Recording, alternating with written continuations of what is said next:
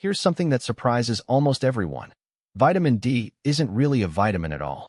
Your body actually makes it in your skin, which technically makes it a hormone. An estimated 1 billion people worldwide have insufficient vitamin D levels, and many of them live in places with plenty of sunshine. Even in famously sunny countries, deficiency rates can be surprisingly high, often because people spend most daylight hours indoors, at work, at school, or at home. So what is it really? Vitamin D is a nutrient your body needs for strong bones, a healthy immune system, and normal muscle function. And unlike most vitamins, your skin can produce it on its own when exposed to sunlight. Here's how it happens. Sunlight, specifically UVB rays, hits your skin and starts the process. Your liver then converts it into one form, and finally your kidneys activate it into the form your body actually uses. This entire production process starts right in your skin. It's the only vitamin your body can manufacture from something as simple as standing outside. Myth: vitamin D is just like any other vitamin you get purely from food. Fact: sunlight is actually the main source for most people. Food and supplements are more like backups. Your body is essentially a solar-powered vitamin factory. Next, let's look at exactly why this particular nutrient matters so much. Vitamin D plays a role in far more than just bones. It helps your gut absorb calcium, supports a healthy immune system, keeps your muscles working properly, and may even influence your mood. Its most well-established job is calcium absorption. Vitamin D signals your intestines to absorb more calcium from your food. That calcium enters your bloodstream, and it's then used to build and maintain strong bones. The difference is dramatic. With adequate vitamin D, your body can absorb roughly 30 to 40% of the calcium you eat. Without it, that number can drop to as little as 10 to 15%. Put simply, a large share of how well your body uses dietary calcium depends on having enough vitamin D circulating in your blood. On the immune side, vitamin D helps activate immune cells that fight off invading germs. Some research links low levels to a higher chance of catching colds and respiratory infections, though scientists are still refining exactly how strong that connection is. The research on vitamin D and mood is genuinely still evolving.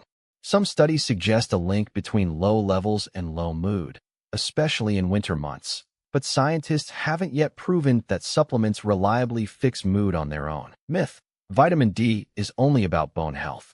Fact: it's connected to your immune system, your muscles, and possibly your mood too. It touches far more of your body than most people realize. Keep all of this in mind as we move into who's actually at risk of running low. It might be more people than you'd expect. Bones, immunity, muscles, possibly mood. Vitamin D's reach is bigger than its reputation. Now, are you actually getting enough? Here's the reality check. Vitamin D deficiency is one of the most common nutrient deficiencies in the world, and many people who have it don't even know. Several factors raise your risk. Spending most of your time indoors, having darker skin, which needs more sun exposure to produce the same amount, being over 65, carrying excess body weight, always wearing sunscreen or covering clothing, and living farther from the equator. Risk isn't evenly spread around the globe. People living farther from the equator get weaker, more angled sunlight for much of the year, especially through the winter months, which meaningfully limits natural production. Watch for these signs: ongoing fatigue, bone or muscle aches, muscle weakness, getting sick more often than usual, and low mood, especially if several show up together. When deficiency drags on for a long time, your body struggles to absorb enough calcium. To compensate, it starts pulling calcium out of your bones, which gradually weakens them over months and years. Left uncorrected long term, this can lead to rickets in children, causing soft, bowed bones, and osteomalacia or osteoporosis in adults, both of which raise the risk of fractures, especially in older age. Quick pause. If this breakdown is helping you, take a second to hit like and subscribe. It genuinely takes a lot of effort to make videos like this, and your support keeps them coming. Meet James, a 45-year-old office worker. He's been feeling unusually tired for months. His lower back aches most days, and he's caught 2 colds already this winter. A simple blood test reveals his vitamin D is well below normal. Many people notice a real difference after correcting a deficiency: less fatigue, fewer aches, and steadier energy, though it typically takes weeks to months of consistent correction to feel the full effect. If several of those symptoms sound familiar, a simple blood test can settle the question.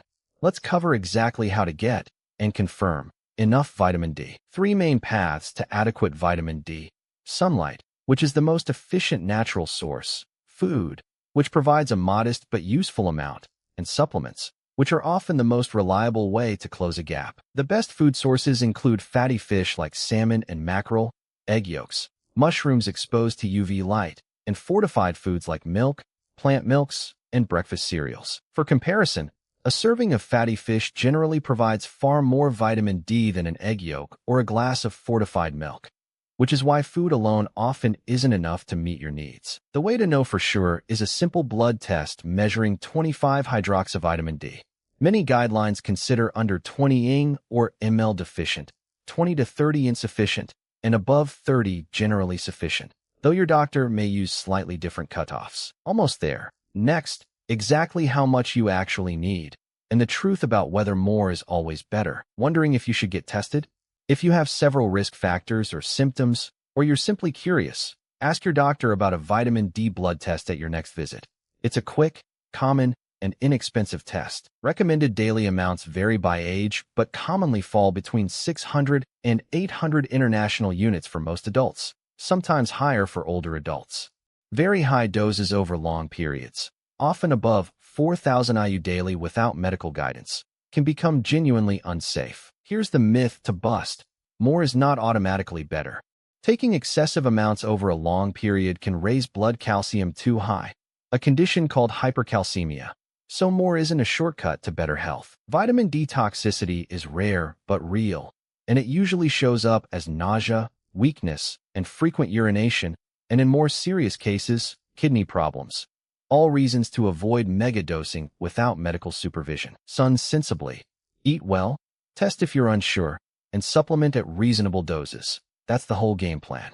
Let's wrap up with what to remember. One last stretch. Let's lock in everything with a quick recap. One number to put things in perspective. For most people, sunlight and the body's own production account for the large majority of their vitamin D. Food typically fills only a smaller slice of the picture. Quick recap. Where does most of your vitamin D actually come from? Sunlight, more than food. What does vitamin D help your body absorb? Calcium, for strong bones. What's a common myth? That more is always better. It's not, and excess can be harmful. And how do you know your levels for sure? A simple blood test. One last question. You spend most of your day indoors, feel constantly tired, and your lower back aches. What's a reasonable next step? Your action plan. Get some sensible sun exposure when you can, add a few vitamin D-rich foods to your week, consider a moderate supplement if you're at risk, and ask for a blood test if you're unsure. Numbers worth remembering. Roughly 600 to 800 IU daily for most adults, a blood level above 30 ing or ml generally considered sufficient, and about 1 billion people worldwide affected by low levels. One memory tool: SFS, sun, sensibly. Food, regularly. Supplement, if needed. 3 simple words for a nutrient with a very big job. Vitamin D is easy to overlook, easy to test for, and easy to correct. A little sensible sunlight and awareness go a long way. Here are the key references and sources for this video. Thanks so much for watching. If this helped, like the video and subscribe for more clear, simple explainers, and I'll see you in the next one.